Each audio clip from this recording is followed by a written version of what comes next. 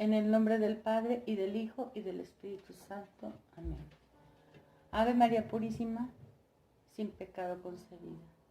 Espíritu Santo, fuente de toda luz, ilumínanos. Solo leeré un extracto del conmonitorio de San Vicente de Lérins para que entiendan los que aún no pueden. Regla para distinguir la verdad católica del error. Habiendo interrogado con frecuencia y con el mayor cuidado y atención a numerosísimas personas sobresalientes en santidad y en doctrina, sobre cómo poder distinguir por medio de una regla segura, general y normativa, la verdad de la fe católica de la falsedad perversa de la herejía, casi todas me han dado la misma respuesta. Todo cristiano que quiera desenmascarar las intrigas de los herejes que brotan a nuestro alrededor, evitar sus trampas y mantenerse íntegro e incólume en una fe incontaminada, debe, con la ayuda de Dios, pertrechar su fe de dos maneras: con la autoridad de la ley divina ante todo y con la tradición de la Iglesia Católica. Sin embargo, alguno podrá objetar: puesto que el canon de las Escrituras es de por sí más que suficientemente perfecto para todo, ¿qué necesidad hay de que se le añada la autoridad de la interpretación de la Iglesia? Precisamente porque la Escritura, a causa de su misma sublimidad, no es entendida por todos de modo idéntico y universal. De hecho, las mismas palabras son interpretadas de manera diferente por unos y por otros. Se podría decir que tantas son las interpretaciones como los lectores. Vemos, por ejemplo, que Novaciano explica la Escritura de un modo, Sabelio de otro, Donato, Eunomio, Macedonio de otro, y de manera diversa la interpretan Fotino, Apolinar, Prisciliano, Joviniano, Pelagio, Celestino y en nuestros días Nestorio. Es pues sumamente necesario, ante las múltiples y entrevesadas tortuosidades del error, que la interpretación de los profetas y de los apóstoles se haga siguiendo la pauta del sentir católico. En la Iglesia Católica hay que poner el mayor cuidado para mantener lo que ha sido creído en todas partes, siempre y por todos. Esto es lo verdadero y propiamente católico, según la idea de universalidad que se encierra en la misma etimología de la palabra.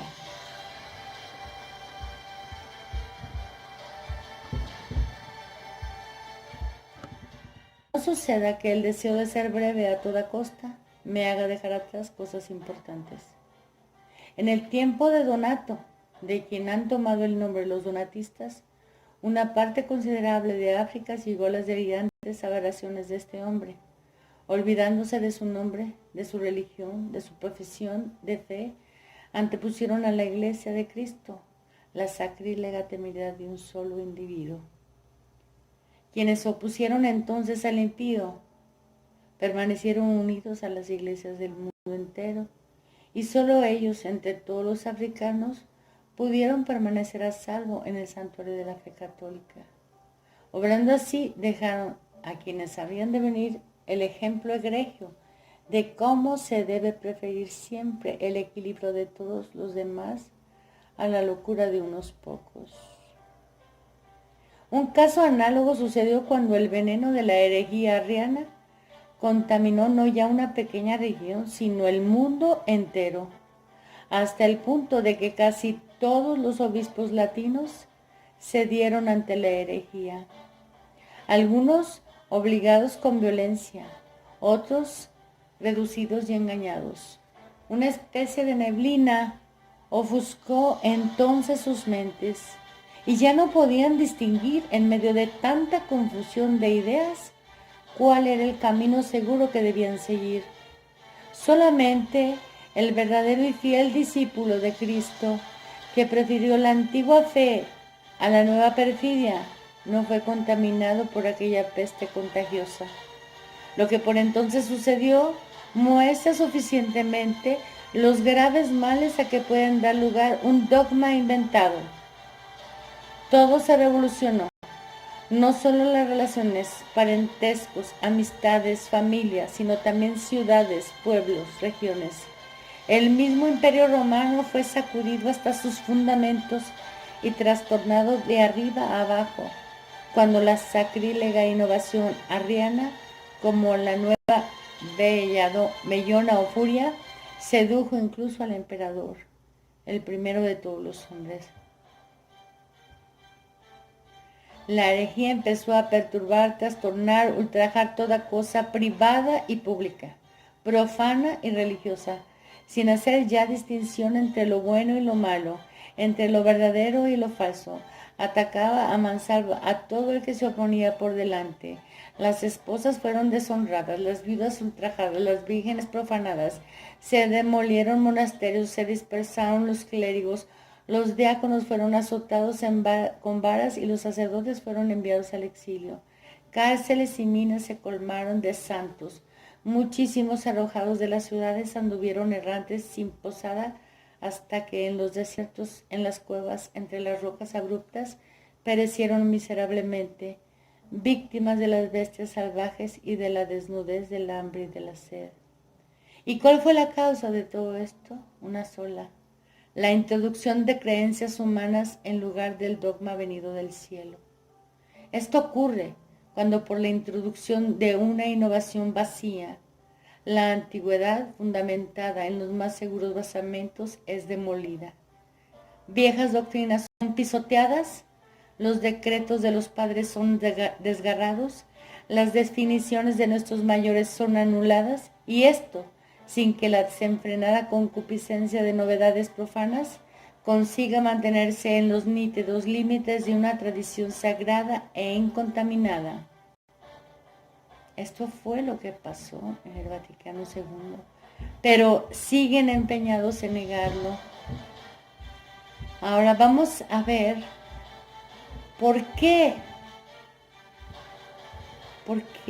permite Dios que haya herejías en la iglesia. Pero alguien dirá, ¿por qué Dios permite que con tanta frecuencia personalidades insignes de la iglesia se pongan a defender doctrinas nuevas entre los católicos? La pregunta es legítima y merece una respuesta amplia y detallada, pero responderé fundándome no en mi capacidad personal, sino en la autoridad de la ley divina y en la enseñanza del magisterio eclesiástico.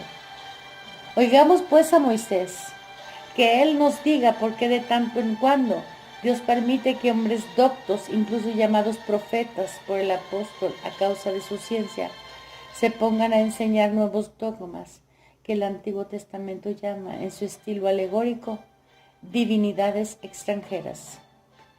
Realmente los herejes veneran sus propias opiniones, tanto como los paganos veneran a sus dioses. Moisés escribe: si en medio de ti se levanta un profeta o un soñador, es decir, un maestro confirmado en la iglesia, cuya enseñanza sus discípulos y auditores estiman porque proviene de alguna revelación, que te anuncia una señal o un prodigio, aunque se cumpla la señal o el prodigio. Ciertamente con estas palabras se quiere señalar un gran maestro de tanta ciencia que puede hacer creer a sus seguidores que no solamente conoce las cosas humanas, sino que también tiene la presciencia de las cosas que sobrepasan al hombre. Poco más o menos esto es lo que de Valentín, Donato, Fotino, Apolinar y otros de la misma calaña creían sus respectivos discípulos. ¿Y qué dice Moisés? Y te dice: vamos detrás de otros dioses que tú no conoces y sirvámoslos. ¿Qué son estos otros dioses? Sino las doctrinas erróneas y extrañas que tú no conoces, es decir, nuevas e inauditas, y sirvámosla, o sea, creámosla, sigámoslas. Pues bien, ¿qué es lo que dice Moisés en este caso?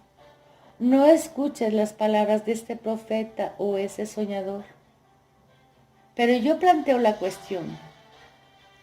¿Por qué Dios no impide que se enseñe lo que Él prohíbe que se escuche? Y Moisés responde, porque te está probando Yahvé tu Dios, para ver si amas a Yahvé con todo tu corazón y con toda tu alma. Así pues, está más claro que la luz del sol el motivo por el que de tanto en cuando la providencia de Dios permite maestros en la iglesia que prediquen nuevos dogmas, porque te está probando Yahvé para ver si le amas o no.